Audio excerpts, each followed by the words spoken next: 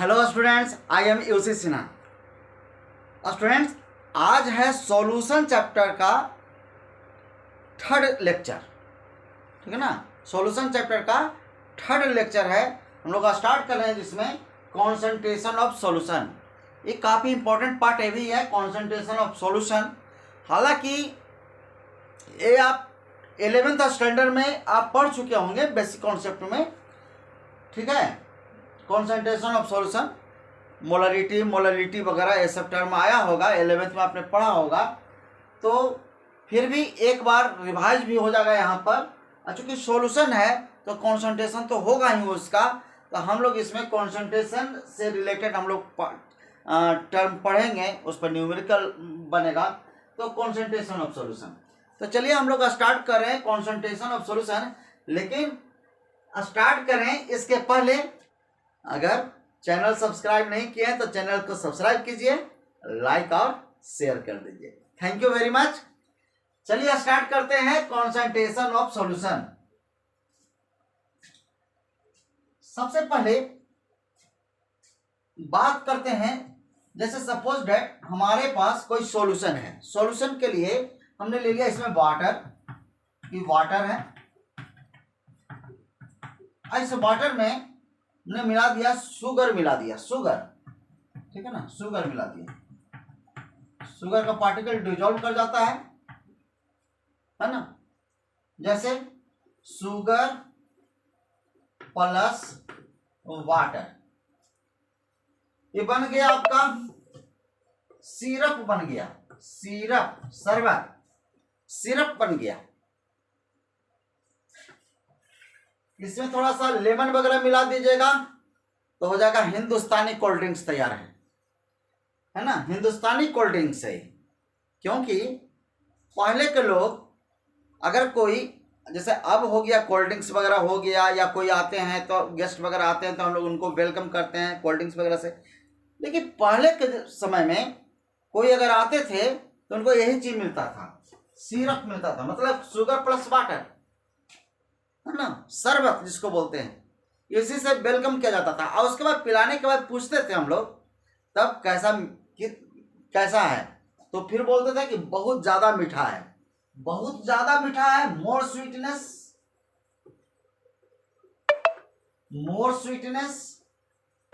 Sweetness क्यों हुआ?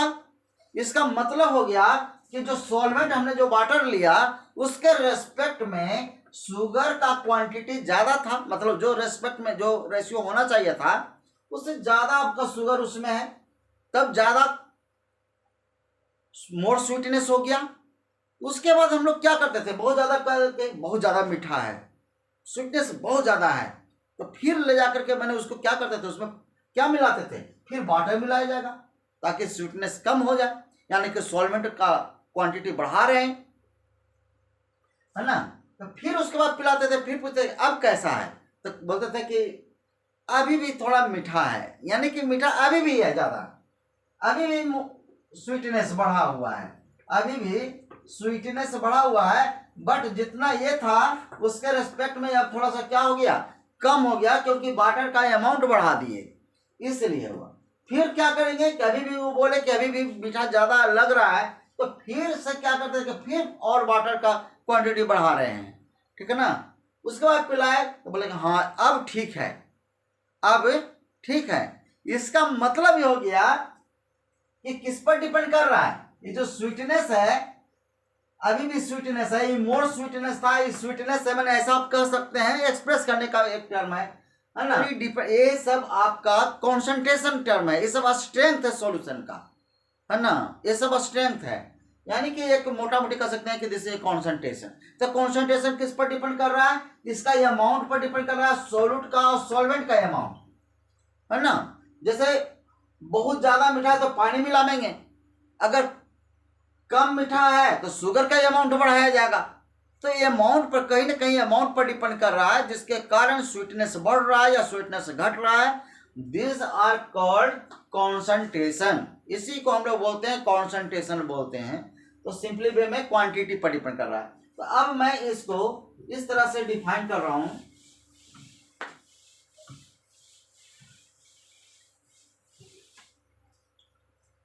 यानी कि एक तरह से कहिए कि स्ट्रेंथ ऑफ सॉल्यूशन को कॉन्सेंट्रेशन कहा जाता है, वही स्ट्रेंथ है। तो आप सिंपल वे में इसको लिख सकते हैं कि strength of solution, strength of solution which depends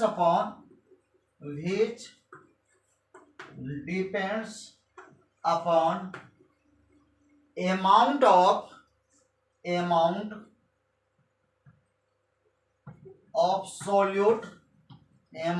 solute and solvent, amount of solute and solvent दोनों के अमाउंट पर डिपेंड कर रहा है, called concentration, called concentration of solution, concentration of solution,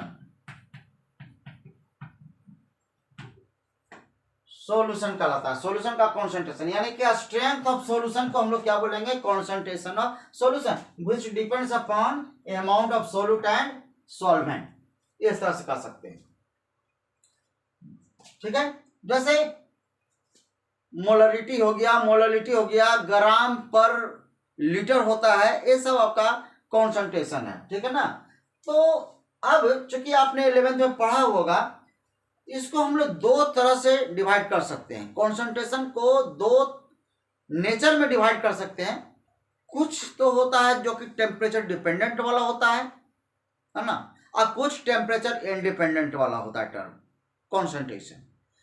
तो दो पार्ट्स में हम इसको डिवाइड कर सकते हैं on the basis of temperature, है ना। जो टेम्परेचर पर प्रभाव पड़ेगा, जिस कॉन्सेंट्रेशन का प्रभाव टेम्परेचर पर पड़ेगा, वो टेम्परेचर डिपेंडेंट हो गया, टेम्परेचर पर डिपेंडेंट। जैसे आपका जो वॉल्यूम से रिलेटेड जनरली जो टर्म होता है, वॉल्यूम से रिलेटेड जो होगा वो टेम्परेचर डिपेंडेंट होगा, क्योंकि हम लोग जानते हैं कि टेम्परेचर अगर थोड़ा ज़्यादा हो गया या कम हो गया तो वॉल्यूम चेंज करेगा, वॉल्यूम वेरिएशन होगा।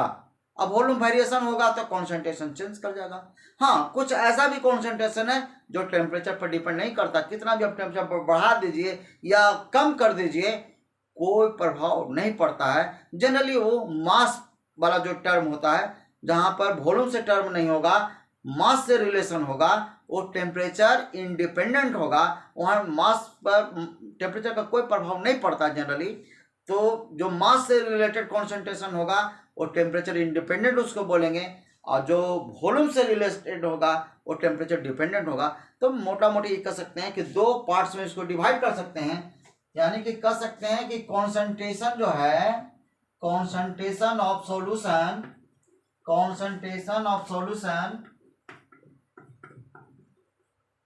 टू टाइप्स का, टेम्परेचर के दृष्टिकोण से अगर बात करें तो टू टाइप्स का होगा। फर्स्ट होगा, या ये में इसको कह सकते हैं temperature dependent concentration, temperature dependent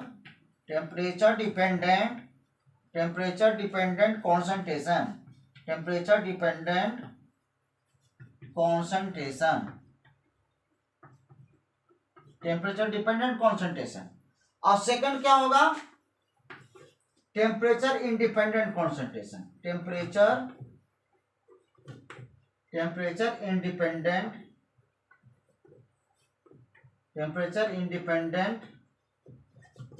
concentration.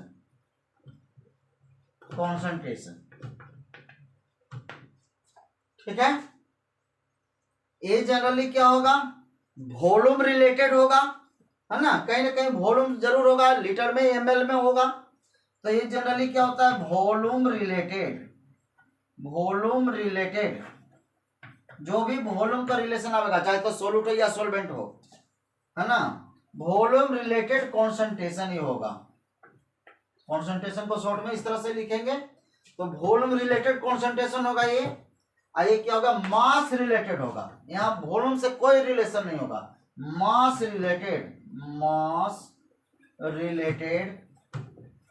Concentration होगा। ठीक है, ऐसे समझना, ये मास रिलेटेड हो जाएगा, मास पर टेम्परेचर का कोई प्रभाव नहीं पड़ेगा। यहाँ वॉल्यूम रिलेटेड है, वॉल्यूम का डायरेक्टली रिलेशन है टेम्परेचर से। चार्ल्स लॉ में हम लोग जानते हैं कि volume is directly proportional to temperature. Volume बढ़ेगा, टेम्परेचर बढ़ाते हैं तो वॉल्यूम भी बढ़ेगा, टेम्परेचर कम करेंगे वॉल्यूम कमेगा, यानी कि चेंज कर जाएगा। जब चेंज करेगा तो कॉन्सेंट्रेशन चेंज करेगा, है ना। अब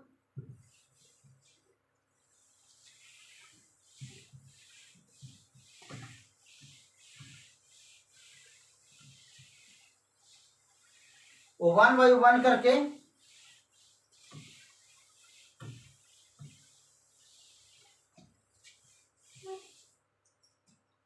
अब जो है ए में मैं बात कर रहा हूं टेम्परेचर डिपेंडेंट, टेम्परेचर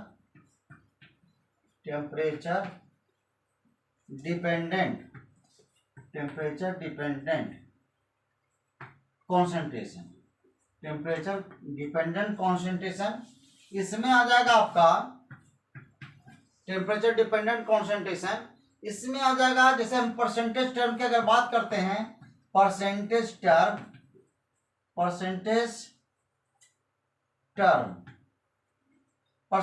की बात करें तो इसमें ए में आपका हो जाएगा percentage term V upon V, ठीक है ना। V का मतलब वॉल्यूम होता है, चूंकि पहले से भी जानकारी है आपको, 11th स्टैंडर्ड में पढ़ चुके हैं। वॉल्यूम, ये भी वॉल्यूम यानी कि ऊपर वाला जो होता है इस सोल्यूट को इंडिकेट करता है, इस सॉल्यूशन को इंडिकेट करता है, यानी कि solute and solution both are in volume term, दोनों ml में होगा, ठीक है ना, या लीटर में होगा, जनरली ml में लगी, ठीक है। तो दोनों सोल्यूट एंड सॉल्वेंट, सॉल्यूशन क्या चीज में रहेगा, वॉल्यूम के टर्म में रहेगा। बी इसमें क्या होगा कि percentage term W by V, कम से कम एक पार्ट ए हो गया वेट के टर्म में सोल्यूट रहेगा, वेट के टर्म में रहेगा, आई सॉल्यूशन जो रहेगा वॉल्यूम के टर्म में रहेगा। तो कहीं ना कहीं वॉल्यूम है, जब वॉल्यूम है तो टेम्परेचर डिपेंड करेगा कॉन्सेंट्रेशन, ठीक है ना। चलिए अब इसका जो बनेगा एक टर्म W बाई डब्ल्यू, तो W बाई डब्ल्यू इसमें नहीं रखेंगे, वो चूंकि टेम्परेचर इंडिपेंडेंट हो जाएगा, क्योंकि दोनों मास का टर्म है तो वो अलग वो होगा, टेम्परेचर इंडिपेंडेंट में जाएगा। चलिए अब जो सेकंड जो होगा, जो पढ़ेंगे, जो सेकंड में होगा वो होगा मोलरिटी। क्या होगा, मोलरिटी होगा, यानी कि ऐसे लिखते हैं in the term of molarity, निकालेंगे concentration in the term of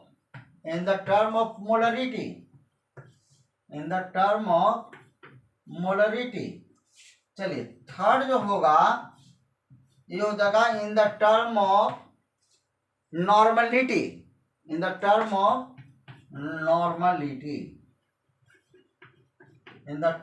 normality, तो ये जो कॉन्सेंट्रेशन है आपका कहीं ना कहीं टेम्परेचर डिपेंडेंट होगा, ठीक है ना। इसको मैं और टेम्परेचर इंडिपेंडेंट की अगर मैं बात करूं, टेम्परेचर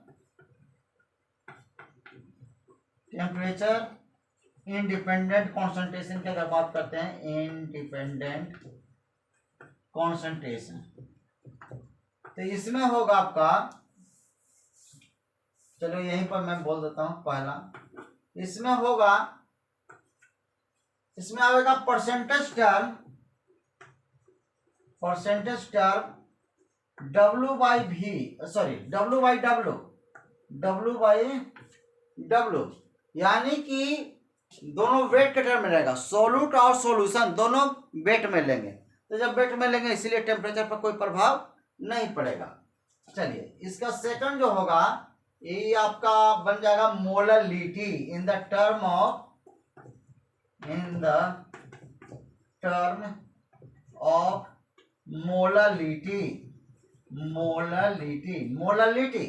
मोलरिटी का टर्म आएगा, वो आगे एक्सप्लेन करेंगे, ठीक है ना, डिटेल में। तो वो होगा आपका टेम्परेचर इंडिपेंडेंट, क्योंकि यहाँ डायरेक्ट मास से रिलेशन होता है। उसके बाद होगा इन the term of mole fraction, mole fraction के टर्म में आप निकाल सकते हैं। उसके बाद in the term of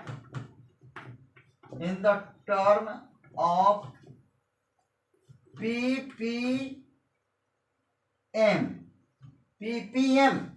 ppm का मतलब होता है पार्ट्स पर मिलियन, पार्ट्स पर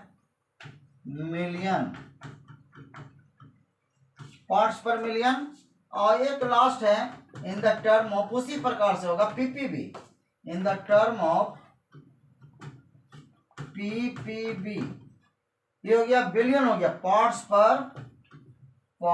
पर बिलियन।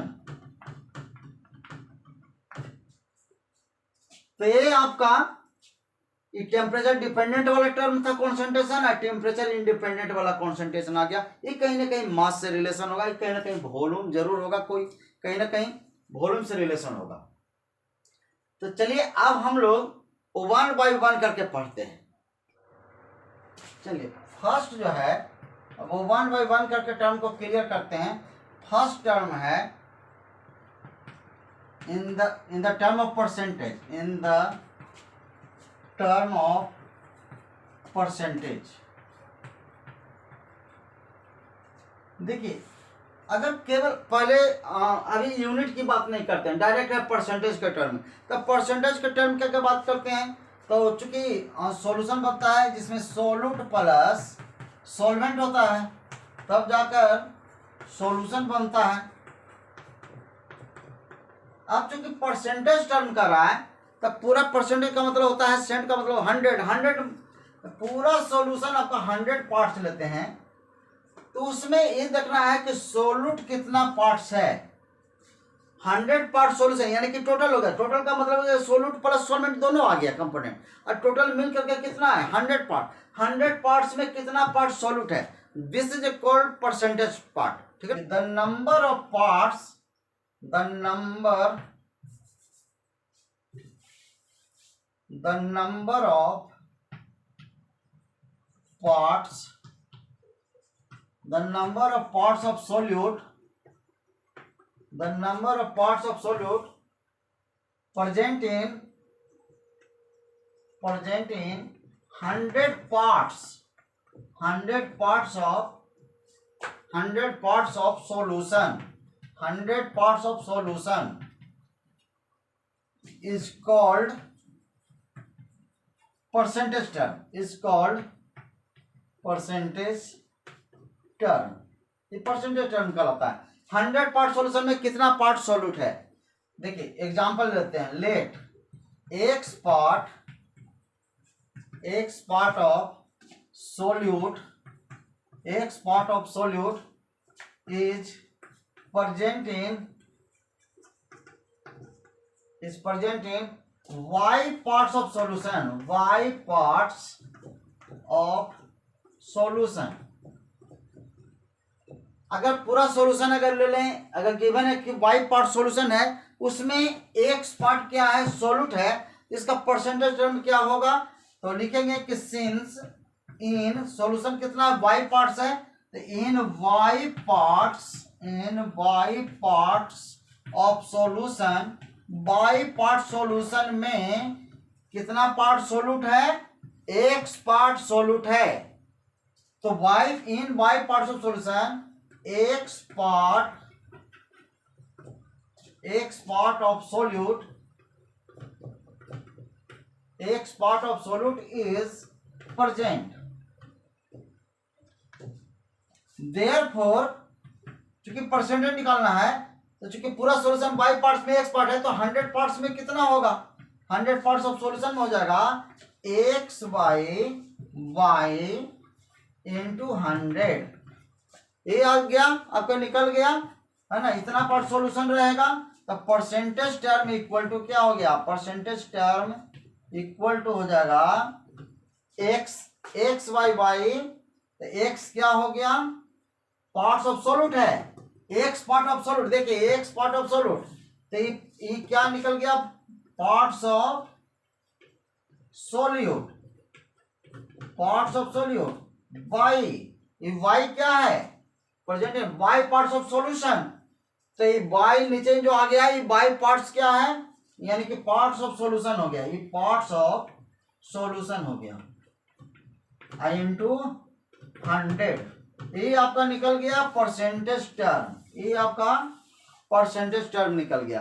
अब यहीं से हम बना लेंगे, है ना, पार्ट्स ऑफ सोल्यूट, यानी कि टोटल पार्ट्स यहाँ लेना है और उसमें सोल्यूट का पार्ट लेना है, 100 से मल्टीप्लाई कर दीजिएगा, ये आपका सिंपली निकल गया, आपका परसेंटेज निकल गया। क्योंकि कोई यूनिट नहीं दिया हुआ है, अगर मास दिया रहता तो पूरा सॉल्यूशन का मास लेते, सोल्यूट का मास लेते, इंटू 100 करते। ठीक है, चलिए, तो आपका निकल गया ये। जैसे फॉर एग्जांपल की अगर बात करते हैं,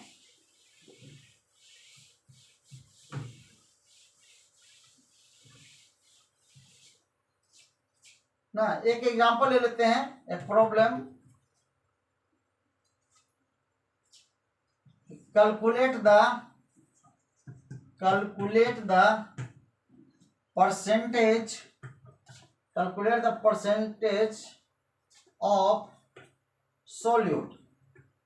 सोल्यूट यहां पर शुगर ले रहे हैं, शुगर इफ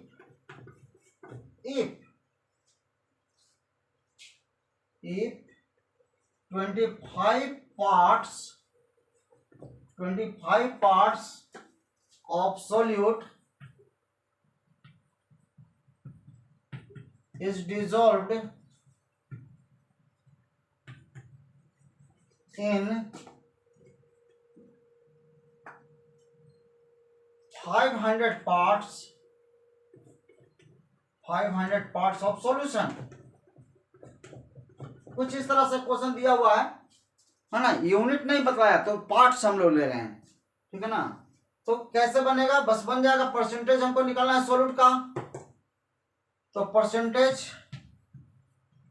पार्ट निकलेगा, the percentage part of sugar का निकालना है, शुगर कितना है परसेंट शुगर का, तो फॉर्मूला क्या होता है, पार्ट्स ऑफ सोल्यूट, तो पार्ट्स कितना है 25 पार्ट्स है शुगर, तो 25 हो गया, बाई पूरा सॉल्यूशन कितना पार्ट्स है, यहाँ पर नीचे में क्या हो गया पार्ट्स ऑफ सॉल्यूशन, तो पूरा क्या है 500 पार्ट्स ऑफ सॉल्यूशन दिया हुआ है, तो 500 पार्ट कर देंगे, क्योंकि परसेंटेज निकालना है तो इंटू 100 कर देंगे, आपका निकल जाएगा। तो कुछ इस तरह से हो जाएगा, तो 0 यानी कि 5% आ जाएगा। तो बस इस तरह से ओनली 5% आपका प्रेजेंट है शुगर का सॉल्यूशन में, इस तरह से होगा। अब इसके आगे का जो टर्म है, क्योंकि परसेंटेज को कई तरह से हम लोग एक्सप्रेस करते हैं, तो चलिए ए में होगा percentage term V upon V। चलिए अब इसको जरा समझते हैं कि V अपॉन V क्या है। बतलाए थे कि V अपॉन V का मतलब हो गया कि वॉल्यूम ऑफ सोल्यूट है, वॉल्यूम ऑफ सोल्यूट है, ये जो लोअर वाला पार्ट जो होता है इसको कहते हैं volume of solution,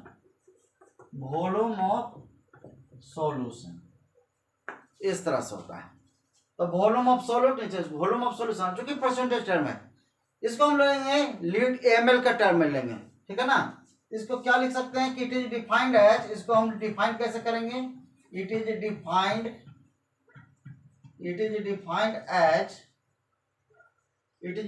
as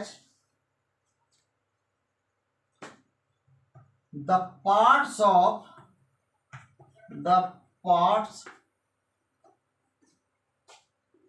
solute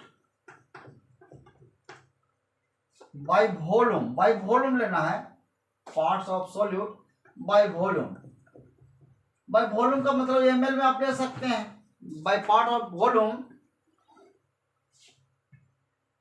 in 100 parts, या 100 ml डायरेक्ट कर देते हैं। अगर ये ml में लेते हैं तो भी आपका ml में, यानी कि आप ऐसे लिख सकते हैं 100 पार्ट्स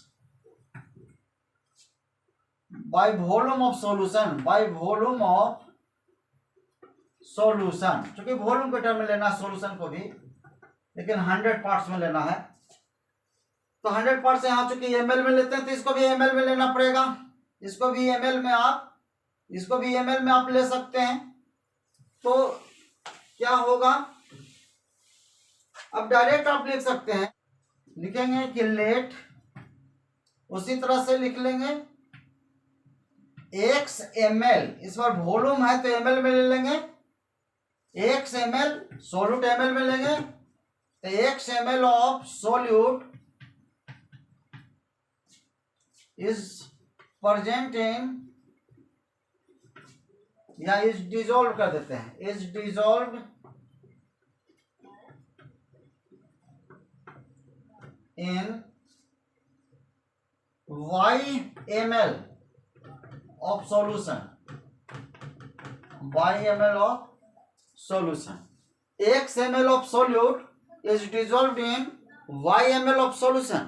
इसका मतलब क्या हो गया, लिखेंगे कि since in y ml of solution, y ml of solution कितना ml है, सोल्यूट का x ml सोल्यूट है, x ml of solute is dissolved,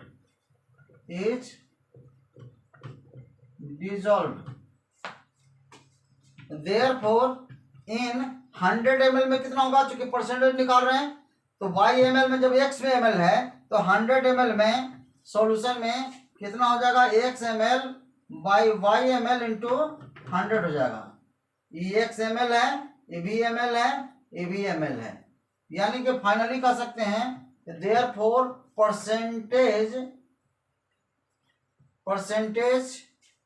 v by v, percentage amount बराबर क्या हो जाएगा, percentage amount equal to x ml क्या है, ये वॉल्यूम ऑफ सोल्यूट है, ये वॉल्यूम ऑफ सोल्यूट है, तो लिखेंगे कि वॉल्यूम ऑफ सोल्यूट बाई, उसके बाद क्या हो रहा है, y ml क्या है, सॉल्यूशन है, यानी कि वॉल्यूम ऑफ सॉल्यूशन है, वॉल्यूम ऑफ सॉल्यूशन इंटू 100, इस तरह से आपका रिलेशन आ गया। वही वाला फॉर्मूला था जिसके पहले पढ़े थे, लेकिन इस बार ऊपर में क्या हो गया, वॉल्यूम ऑफ सोल्यूट हो गया, नीचे वॉल्यूम ऑफ सॉल्यूशन हो गया, इंटू 100 हो गया, है ना, पूरे ई होता है वॉल्यूम ऑफ सॉल्यूशन में कितना वॉल्यूम सोल्यूट का है into 100, this is a percentage term हो गया, v बाई p हो गया, है ना। जैसे सपोज एक इस पर एक न्यूमेरिकल बतला रहे हैं, इस पर एक न्यूमेरिकल बनाना है,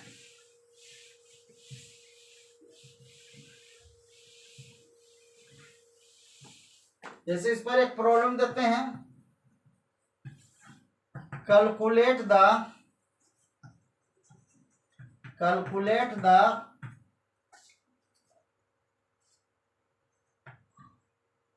percentage strength of solution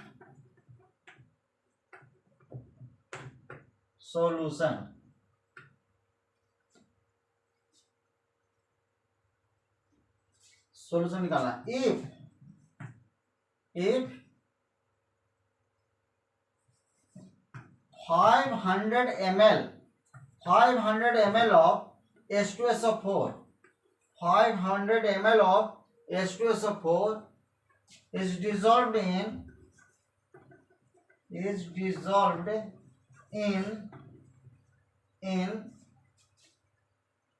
2000 ml of solution, 2000 ml of solution में 500 ml H2SO4 है, इसका परसेंटेज टर्म निकालिए। तो क्या होगा, चूंकि दोनों वॉल्यूम में दिया हुआ है, सोल्यूट भी वॉल्यूम में दिया हुआ है और सॉल्यूशन भी वॉल्यूम में दिया हुआ है, तो इसका परसेंटेज जो टर्म होगा, परसेंटेज जो हो जाएगा इक्वल टू क्या हो जाएगा, वॉल्यूम ऑफ सोल्यूट। तो वॉल्यूम ऑफ सोल्यूट कितना है, 500 ml है H2SO4 बाई पूरा सॉल्यूशन कितना है 2000 ml, तो पूरा नीचे आ गया volume of solution 200 ml into 100, तो कितना आ गया 2 जीरो से 2 जीरो हो गया, 25 आ गया, 25% आ जाएगा, है ना, 25% ई अपन भी हो जाएगा, 25% भी इसको लिख सकते हैं, ऐसे हो गया। देखिए अगर एग्जाम्पल मैं दे रहा हूं, ऐसा रहेगा कि 10% भी H2SO4 solution, H2SO4 solution,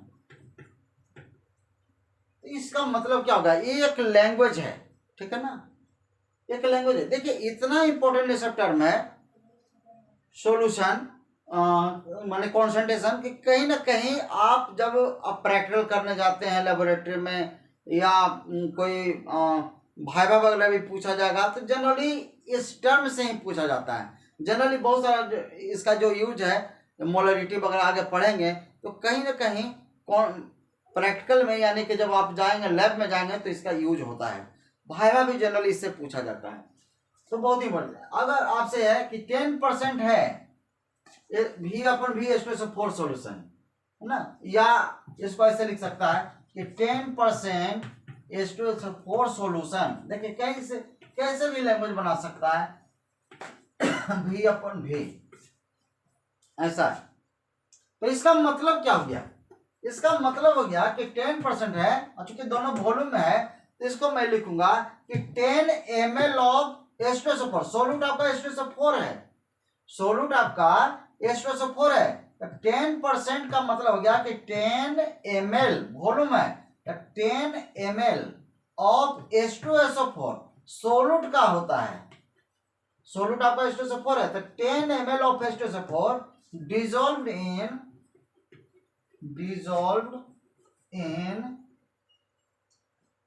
100 ml, चूंकि भी वॉल्यूम में लेना है तो 100 ml ऑफ सॉल्यूशन। इसका मतलब यह हो गया, इसका मतलब यह हो रहा है कि 10% H2SO4 सॉल्यूशन भी, ऐसा क्वेश्चन में रहेगा, है ना, एक लैंग्वेज है कॉन्सेंट्रेशन का। तो 10% H2SO4 सॉल्यूशन भी है, इसका मतलब है कि सोल्यूट भी वॉल्यूम में लेना है, ml में लेना है, सॉल्यूशन भी ml में लेना है, और 10% H2SO4 है, यानी कि 10 ml H2SO4 dissolved in 100 ml of solution, ये होता है, ठीक है। तो इस तरह से आप अब इसी पर क्वेश्चन पूछ देगा, ठीक है ना, कि ये सब लैंग्वेज जानना है पहले, ये सब तो लैंग्वेज है, इस तरह का होता है। चलिए सेकंड जो टर्म होगा, बी जो टर्म है,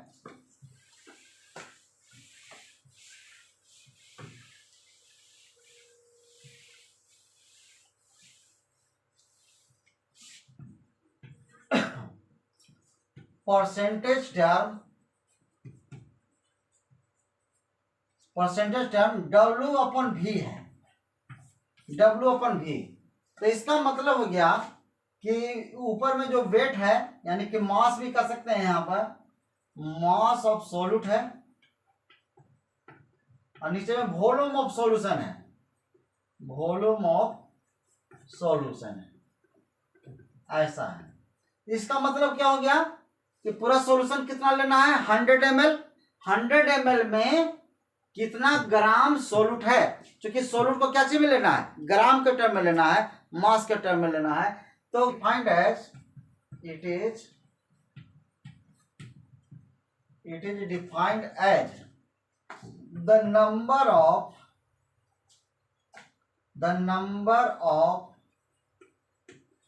parts of solute, the number of parts of solute by volume, sorry by weight लेना है। क्या चीज में दिया हुआ है, W दिया हुआ है, ऊपर वाला सोल्यूट होता है, तो मास ऑफ सोल्यूट यानी कि वेट लेना है, सोल्यूट बाय वेट लेना है, यानी कि ग्राम में लेना है ना, is dissolved in 100 ml of solution, क्योंकि सॉल्यूशन लेना है वॉल्यूम में, तो 100 ml कर देते हैं। इन 100 ml of solution, 100 ml of solution. तो इसको डिफाइन फिर से समझ लीजिए कि W/V का मतलब क्या हो गया कि the number of parts of solute by weight लेना है, बाय वेट लेना है यानी कि ग्राम में लेना है, डिजोल्व्ड इन 100 ml, चूंकि वॉल्यूम लेना है ml में, तो 100 ml ऑफ सॉल्यूशन। ठीक है ना। अब एग्जांपल मैं दे रहा हूं, ठीक है ना। अगर ऐसा है कि 20% HCl solution, HCl solution W/V है, W/V है। अब इसका मतलब क्या हुआ, इसका मतलब हो गया कि 20 ग्राम HCl, चूंकि सोलूट है HCl, यहाँ पर सोलूट आपका कौन हो गया, इसोलूट हो गया। ठीक है ना। 20 ग्राम लेना है, तो लिखना है, इसका मतलब हो गया कि 20 gram of HCl is dissolved in